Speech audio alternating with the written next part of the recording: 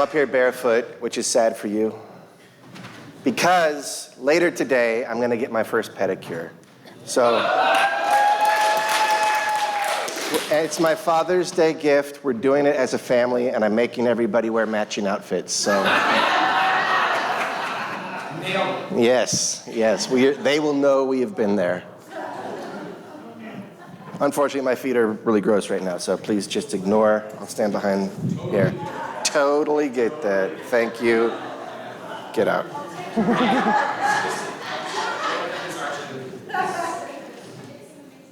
So, my father used to tell me that you cannot legislate morality. He was a softy political conservative, and this is a slogan that sort of explained his brand of conservatism. You cannot legislate morality. And there's some truth to it, I suppose, occasionally. But the problem with that slogan, however accurate it sometimes might be, is that it's got the wrong end of the analysis.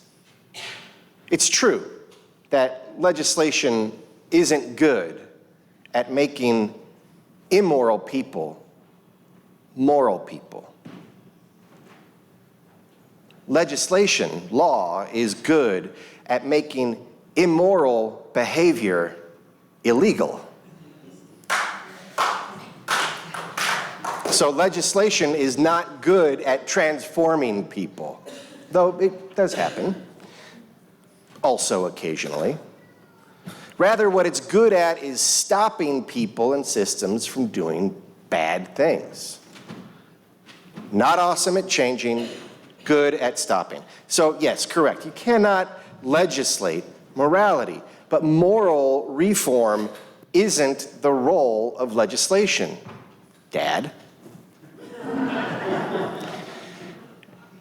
You can still use it to stop bad ideas from thriving.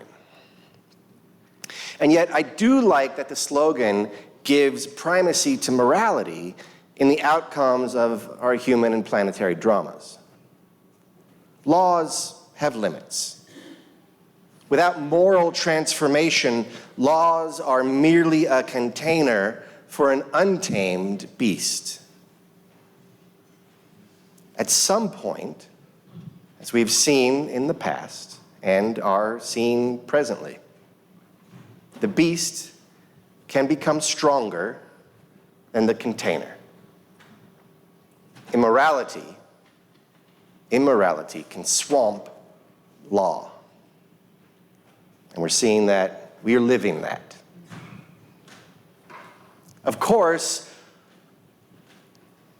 it may come as a surprise to some UUs that one person's morality is another person's sanctimony. We've certainly seen folks attacked out of a twisted set of purportedly moral beliefs, or at least beliefs that exist on the scale of morality. So this talk of morality can cut both ways and can be a slippery slope.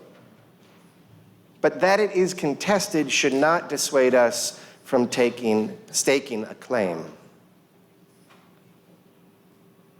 And it's important to remember also that morality means little until it is tested. It's easy to say all people are inherently holy. It's easy to say you will open yourself to transformation. It's easy to say that love is our center and pole star and that we will forgive one another. But what about when some holies are acting like holies? What about when someone behaves rudely? Are you sticking to your values? Are you sticking to our covenant? What happens when it becomes dangerous to profess that all people are holy? What will you do when such a profession puts you and your family in jeopardy? It's happened before. It's happening now. And the people making it happen right now have immense power. They are riding a wave of immorality, manipulating the dark side of our culture's character, and convincing their followers to sacrifice principle on the altar of vicarious power.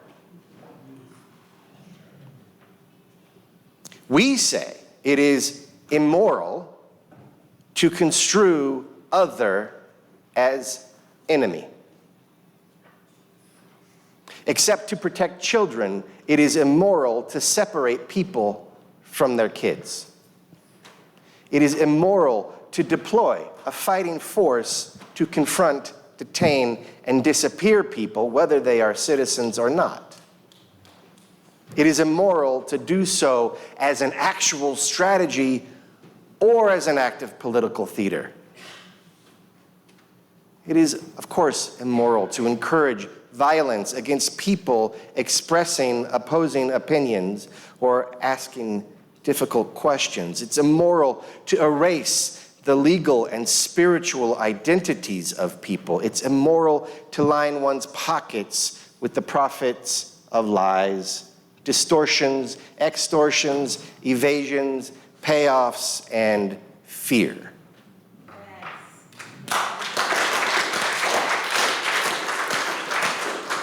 I mean, I'm preaching to the choir here. It is immoral to suggest that it is okay to demean anyone for their physical ability, gender, heritage, or sex.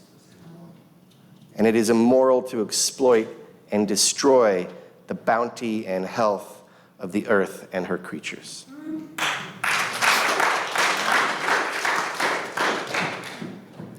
These are all violations, and it is immoral to visit violence on those perceived as other. And therein, I think, lies the heart of the problem. It's not, in my opinion, that violence is in and of itself necessarily immoral. It is a means to an end, not a preferred one. Sometimes it is necessary, but only in the rarest and most acute of situations. No, violence itself is not the heart of the matter. Otherness ideology is the heart of the matter. Otherness ideology seeks to dehumanize all who its apostles believe are different from them. And once the necromancy of dehumanization has begun, the practice of scapegoating is soon to follow, and now our problems can be offloaded onto the other and then persecuted. Otherness ideology is a contagious strategy promulgated at the moment by the far right. It lives in the extremes, of course. Trump has gone farther. He has coupled otherness ideology with hateful and violent rhetoric. You remember, this is way, way back, when he encouraged his froth-mouthed rally attendees to punch his opponents in the mouth, offering to pay their bail. Now he's just hired them and given them a badge.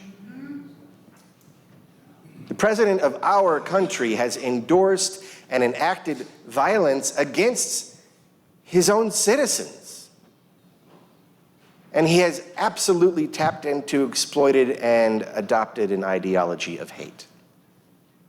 You cannot separate that from the violence that it inspired and embedded among people with and without badges, and unfortunately, there are too many examples to enumerate right now.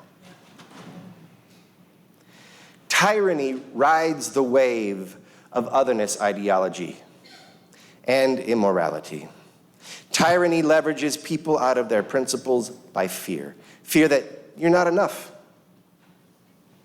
If you join this movement, says the tyrant, you will be strong-jawed, virile, a champion that deserves adoration rather than your pot-bellied, mouth-breathing, couch-potatoed self. But this is a lie. Of course it's a lie. Inspirational as it evidently is, it is a lie. And when you sell your soul to that,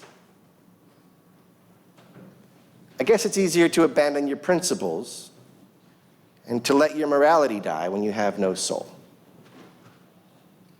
We say we love you.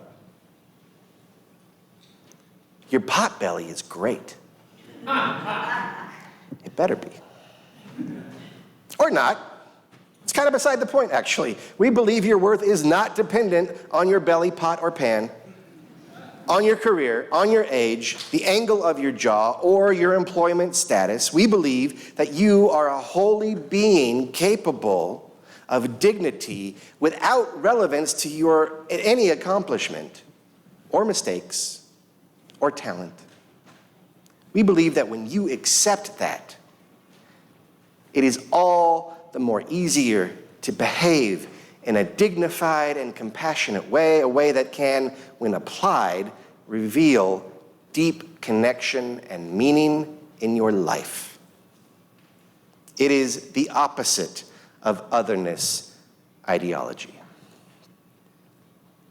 And when connected to compassion and dignity through your inherent holiness, we believe that you will have the strength of your convictions, the power of principle, the wisdom to discern when and how to apply those principles in a way that grounds you in a life-giving morality that avoids sanctimony and steers us clear of narcissism.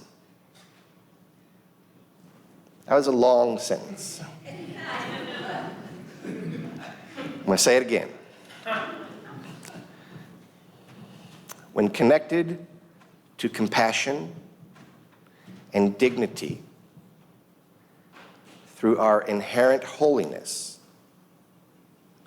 we believe that you will have the strength of your convictions, the power of principle, and the wisdom to discern when and how to apply those principles in a way that grounds you in a life-giving morality that avoids sanctimony and steers us clear of narcissism. We also observe that reality, ecology, society, and the individuals that make all of those up are interdependent. Life is a partner dance, maybe like a contra dance, as is this country, this state, this congregation, and this whole reality. We are all sharing in it. That is why I can't help but wonder how I have contributed to the current state of affairs. How I am the current state of affairs. If I am inextricably linked to and bound up with and interdependent with oppressors and the oppressed, what am I to do?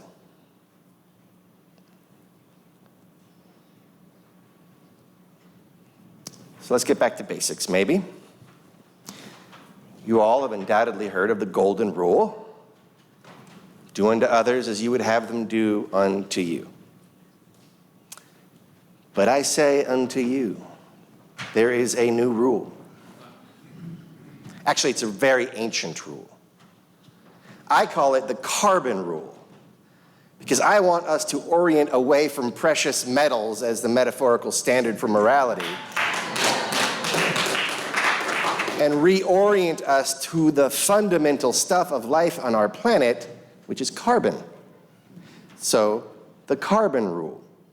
And it goes like this. It's very similar to the golden rule, but it's significantly different. What you do unto others, you do unto yourself. Now, this is in line with and an extrapolation of our value of interdependence, right? It carries profound implications for behavior and morality. Every encounter with a person or experience mirrors something in ourselves. It goes well beyond people, though. You could take the soil. We are obviously dependent on the skin of our planet. But through the eyes of interbeing, we see not only that we're dependent on the soil, but that the soil is us. Or at least we are of it. And it is of us. We are interdependent. And this gives rise to another maxim that I like to anchor in. I am of thee, and you are of me. We're not the same, but we are interdependent with one another, and one another includes absolutely everything. We are of the world. We feel the pain of it. We feel it when it is thriving, and we feel when we are in a field of harmonious relations or not. We are of each other. We feel the pain of our Mother Earth, and we feel when she is joyful. And so the carbon rule, as you do unto others, so you do unto yourself. It's not a command. It's an observation. It is a statement of ontology, a statement that describes the dynamics of being itself. It's true whether you know it or not, whether you practice it or not. I have no doubt that Trump is in immense pain. I don't think he knows it, and so he lashes out. It's easy to lash out when you are hurting. I know we all know that. As you do unto others, so you do unto yourself. How would living in accord with that rule change how you live? You already experience it, unavoidably. You can't opt in or out of it, but knowing it can change your behavior. So how would knowing it change how you experience it? Would it change your morality? Would it change how active your morality is? Would it change how you interact with those closest to you and those who you'll never meet, but your actions affect anyway? Would it change where you shop? Would it give you pause when you prioritize convenience over the well-being of the people providing you with it? Amazon. I said Amazon. I said don't shop at Amazon.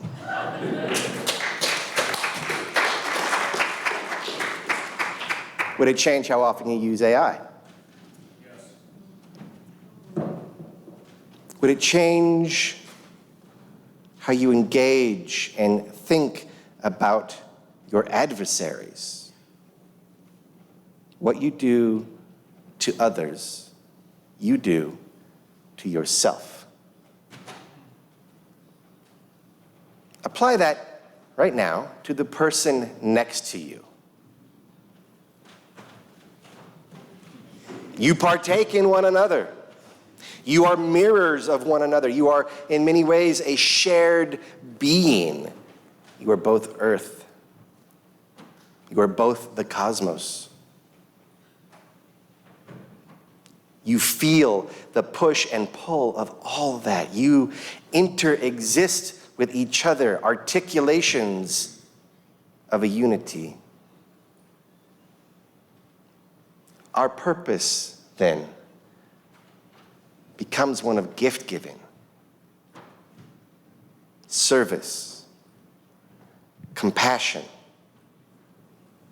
Even in our limited view of the whole, we will sense the ramifications of living in accord with the carbon rule. We are one. We inter-are. We are of each other. We are of the world. We are of the soil. And it is of us too. Now, apply that to somebody you despise.